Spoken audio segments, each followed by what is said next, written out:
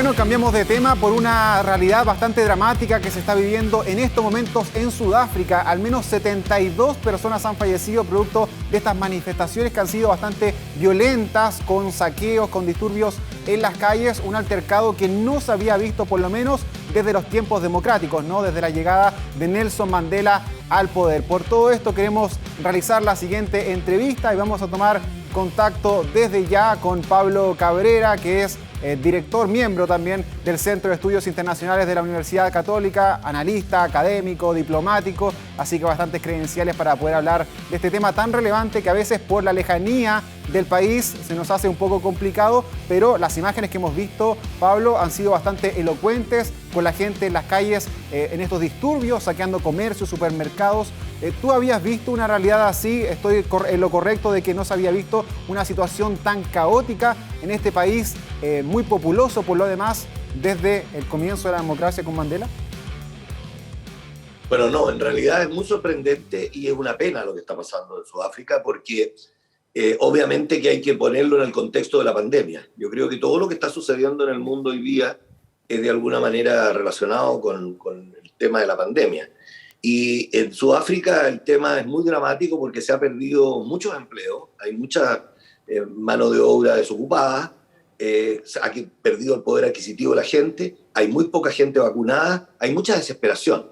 Creo que esto hay que incluirlo o insertarlo también en una situación mundial que es de desafío y de crisis de la democracia.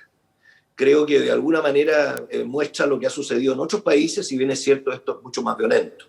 Es más violento y son 72 muertos ya que hay que lamentar, en un país que había marchado bien en los temas de desarrollo democrático, de desarrollo económico, un país que es miembro de instancias internacionales importantes, miembro de los BRICS, tiene un perfil interesante en lo que fue la recuperación de la democracia, que fue el tratamiento de los derechos humanos y el tratamiento de las minorías y de la integración racial, ¿no? Pero es un país muy multifacético, pero está muy cruzado por la corrupción y por las rencillas políticas internas de partidos, que no es solo en Sudáfrica, pero tiene mucho que ver con la participación ciudadana y la participación de los más postergados. Y creo que desde la muerte de Mandela, el partido central del partido del presidente Mandela, donde hace muy poco hubo de elegir al sucesor natural de Nelson Mandela, que es el presidente actual, no ha podido él controlar a esta población y a esta ansiedad de la gente por tomarse la justicia por las manos o por solucionar los problemas, cree que los puede solucionar Pablo, de esta manera. Sí. Uno cuando ve estas imágenes o cuando generalmente habla de África, uno siempre tiene como preconcepciones, estigmatizaciones también de lo que hay allá. Mucho siempre se habla de la pobreza, de situaciones bastante complicadas que vive su población. Pero cuando uno analiza algunos detalles, algunos componentes de las realidades que viven estos países, e incluso Sudáfrica, que quizás es uno de los que mejor económicamente está dentro de ese continente, se encuentra con factores que son muy parecidos a los que vimos aquí en América Latina. Tú ya lo decías, el tema de la corrupción,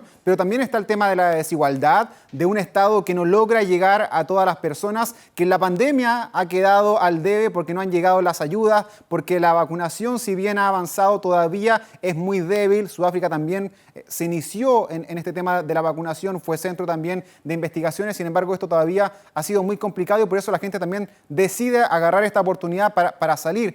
¿Es comparable la realidad que se está viviendo en Sudáfrica con la que podemos estar viviendo también aquí en América Latina? ¿Se puede extrapolar esas mismas carencias o necesidades que está viviendo la gente en estos momentos? Yo creo que hay similitudes. Esperemos que no exista una coincidencia total, porque la violencia que vemos es grande y la incapacidad de solucionar el problema. Pero esto, como tú muy bien dices, Pablo, creo que este es un tema mayor. Este es un tema de cómo los gobiernos hoy día en globalización pueden manejar el tema de la diversidad en un amplio sentido, no la diversidad en términos sociales, en términos de acceso, en términos de participación, en términos de expectativa de los jóvenes, de las mujeres, de la integración social. Creo que eso es un tema común en el mundo hoy día. Y no hay ningún país que tenga facilidades, diría yo, hoy día para lidiar con esos temas de la pobreza, los temas que además tienen que ver con el desarrollo sustentable, con el acceso a la salud, con el acceso a la educación y con el acceso a las cosas básicas. Pero Sudáfrica es un país con un ingreso medio importante, con un ingreso por poder de compra de $13.000. Yo creo que perfectamente puede decirse que es un país que ha salido de la pobreza y ha salido de sus dificultades de una manera bastante democrática. Pero, como tú muy bien dices, hoy día se cruzan otros temas. Y se cruza el tema de la participación ciudadana y el tema de la falta de intermediación de la política. Y creo que aquí no hay que echarle solamente la culpa a los políticos, sino que hay que echarle la culpa a nosotros mismos, a los electores de los políticos. Y creo que ha llegado el momento de darse cuenta que la pandemia, porque hay que insistir en el tema de la pandemia, en Sudáfrica hay menos del 10% de la población inoculada. Y creo que eso es bastante, y 2,56% creo que han tenido las 2 vacunas. Entonces creo que es un tema muy serio que ha desnudado la pandemia un poco los males sociales que Pablo. estamos viviendo. Y hoy día la política parece que se introdujo también al cuerpo y a la mente de las personas. Sí.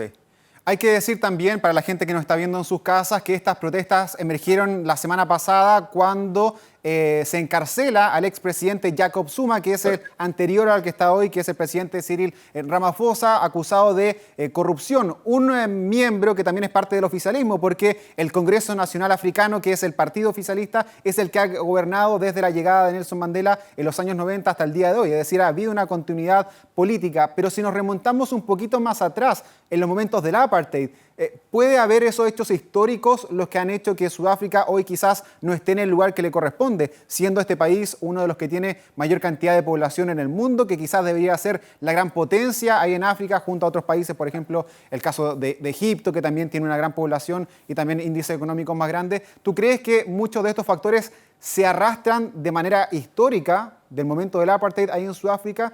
Y si no le han puesto tampoco mucho ahínco las autoridades actuales en resolver toda esta desigualdad de hechos de corrupción.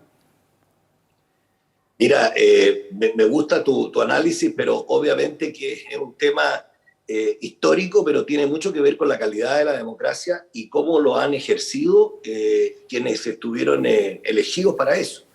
Creo que el clientismo y los partidos políticos ahí se han transformado en un club. Desde el desaparecimiento de Mandela, obviamente que aquí el tema de la corrupción es el tema central.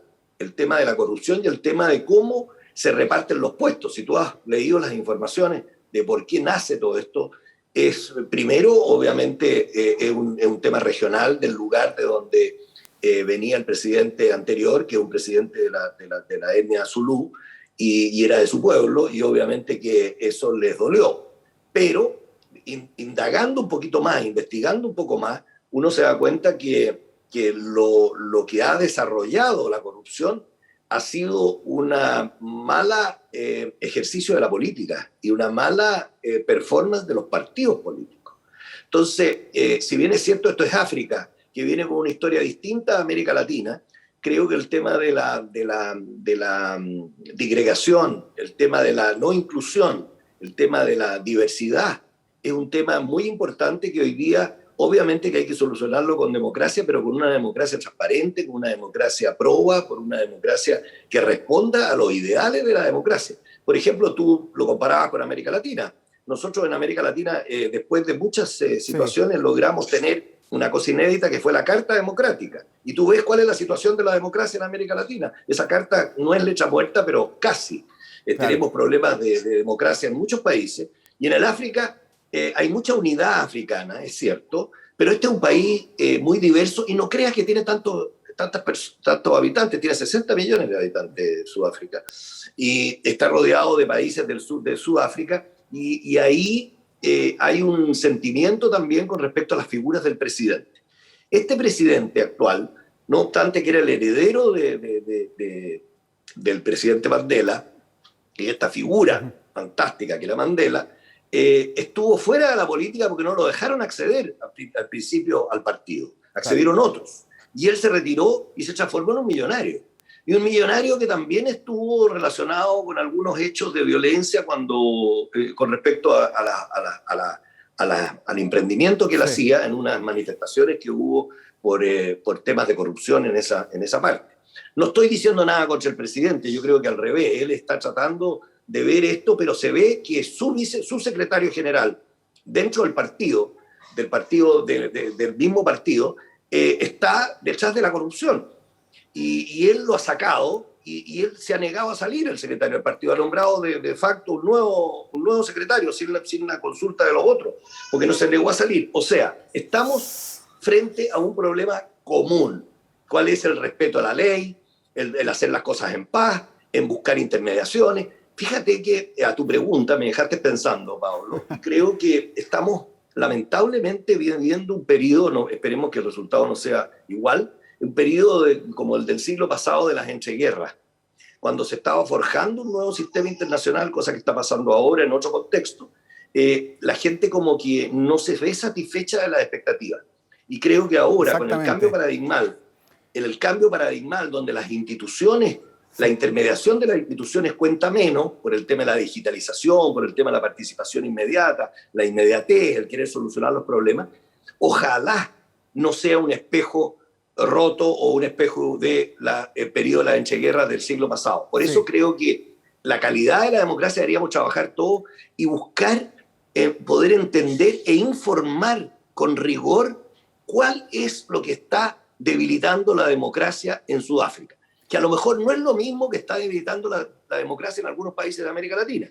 Ahí el tema puntual de la corrupción y el presidente, echar un presidente a la cárcel, obviamente en tan pocos años de democracia es bastante fuerte, ¿no? Sí, sin duda, Pablo, y comparto contigo también esa situación que se está dando a nivel global, porque no solamente es Sudáfrica, si bien cada proceso es distinto, es propio, es culturalmente diferente a los otros que estamos viviendo, yo creo que no es casual que hayan aparecido tantos estallidos o movimientos en la última parte. Son consecuencia también de todas las desigualdades que hay en los distintos países, esos sueños no concebidos, la globalización que no les llegó a todo el mundo y finalmente están emergiendo todas estas desigualdades de gente que también quiere sentirse parte de estos procesos globales que vivimos el día de hoy.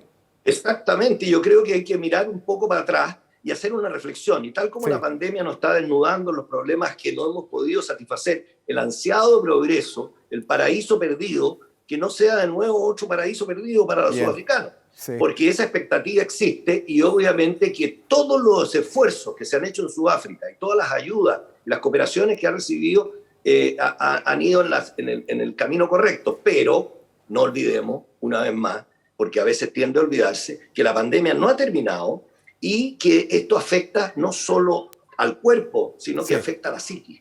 Y la gente está muy ansiosa, muy nerviosa, y desde ahí brota la violencia. Y creo que por eso nosotros tenemos que hacer, y quienes tienen las responsabilidades políticas, en este caso también los diplomáticos, tenemos que llamar a la cordura, tenemos que buscar los puntos de entendimiento, tenemos que buscar los canales de intermediación para que la gente se sienta participada. Hay que trabajar con la diversidad, Pablo. Insisto en ese concepto que creo que hay que empezar a desarrollarlo porque tampoco se puede vivir de humo. Y trabajar con la diversidad significa trabajar en conjunto, con cooperación. Pablo Cabrera, siempre un agrado conversar con usted de estos temas tan relevantes que a veces nos aparecen lejanos, pero son muy importantes también de tratar en este mundo globalizado en el cual vivimos. Que esté muy bien, nos vemos. Pablo, muchas gracias. Tú eres un buen diplomático también, así que... Muchas gracias. Gusto saludarte. Que esté muy bien. Adiós.